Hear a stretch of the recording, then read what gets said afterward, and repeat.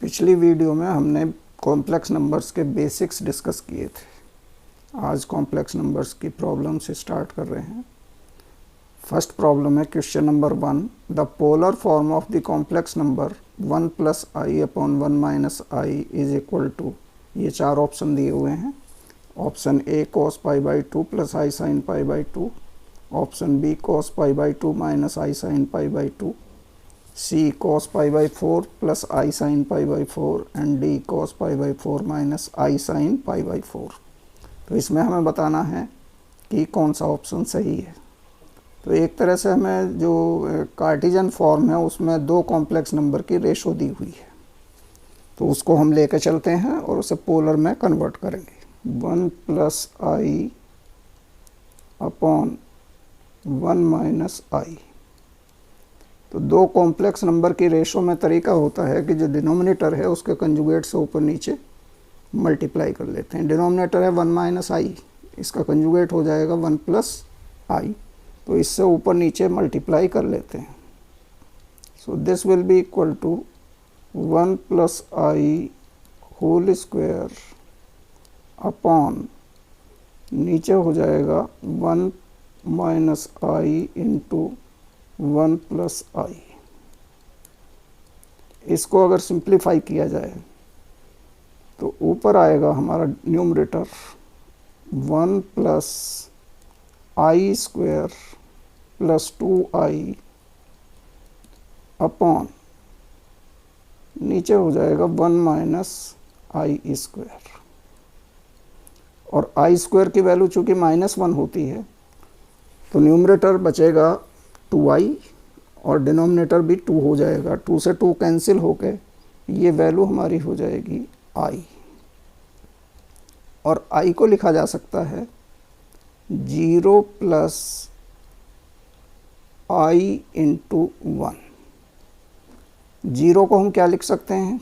0 can be written as cos pi by 2, चूँकि cos pi by 2 की value 0 होती है, प्लस आई इंटू 1 की वैल्यू होती है साइन पाई बाई 2।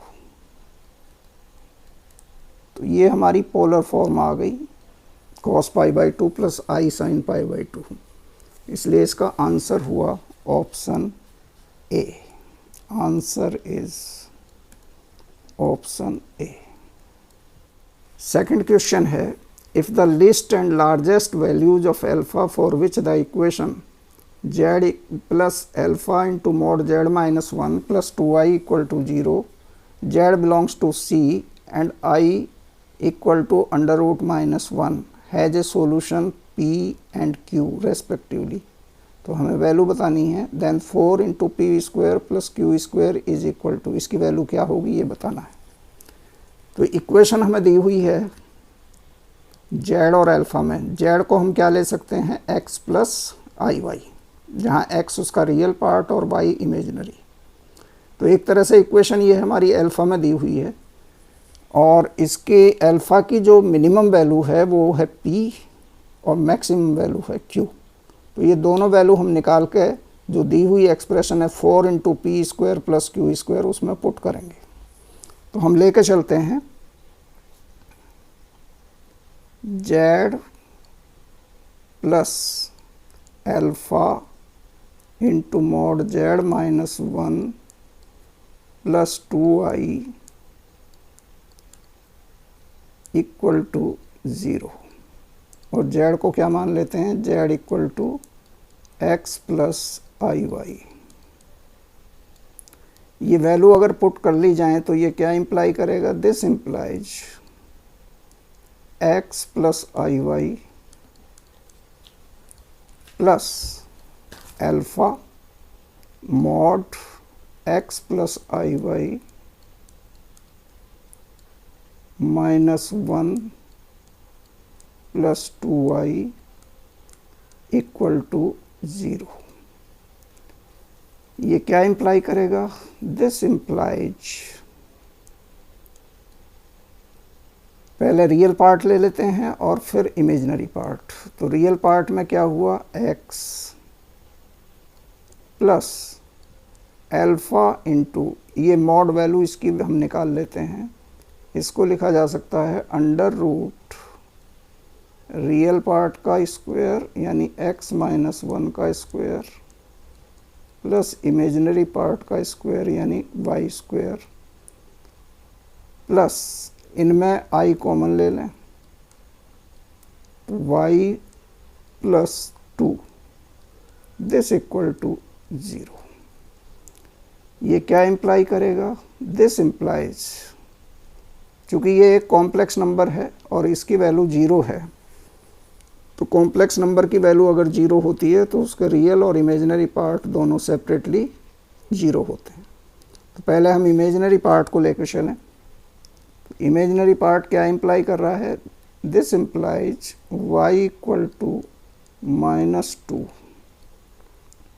और real part x plus alpha under root,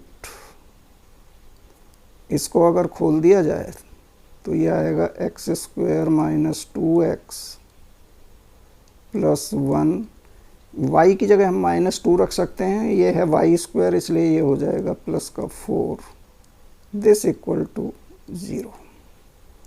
ये क्या इम्प्लाई करेगा? दिस इम्प्लाइज, इसमें हम चाहे तो x को दूसरी साइड में ले जा सकते हैं और दोनों साइड का स्क्वायर कर दें, तो ये क्या इम्प्लाई करेगा? This implies alpha square into x square minus 2x plus 5, ये अंडर रूट हटाने के लिए हमने स्क्वायर किया है, this equal to x square.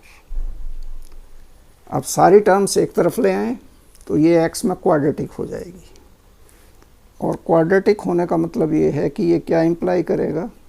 This implies, पहले एक्स स्क्वायर वाली टर्म इसमें हम कॉमन ले लें तो ब्रैकेट में बचेगा अल्फ़ा स्क्वायर माइनस 1, फिर x वाली टर्म -2 अल्फ़ा स्क्वायर x और plus 5 alpha square, this will be equal to 0।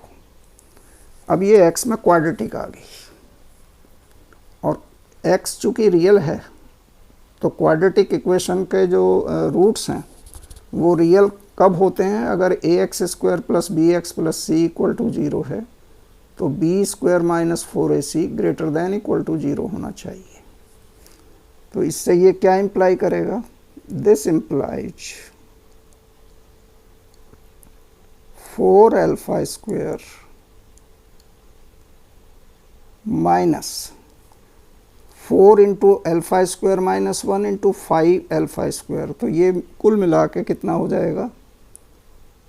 20 alpha square into alpha square minus 1, this is greater than equal to 0।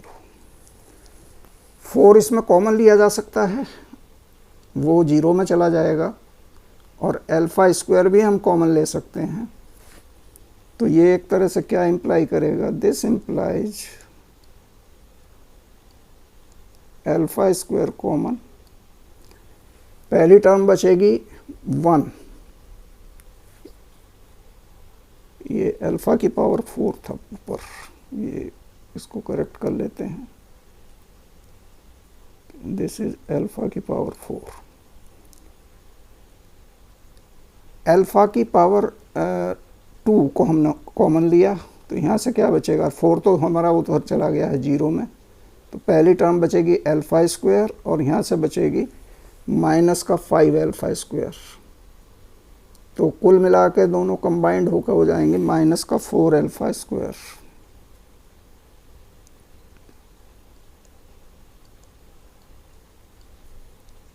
और ये minus minus plus 5, this is greater than equal to 0। Alpha square already positive है तो इसके लिए क्या होना चाहिए? This implies alpha square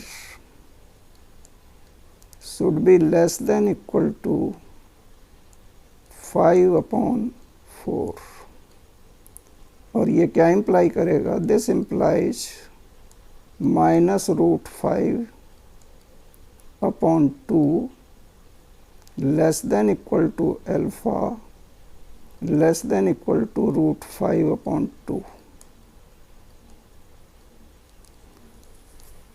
तो अल्फा की जो मिनिमम वैल्यू आई वो हुई -√5/2।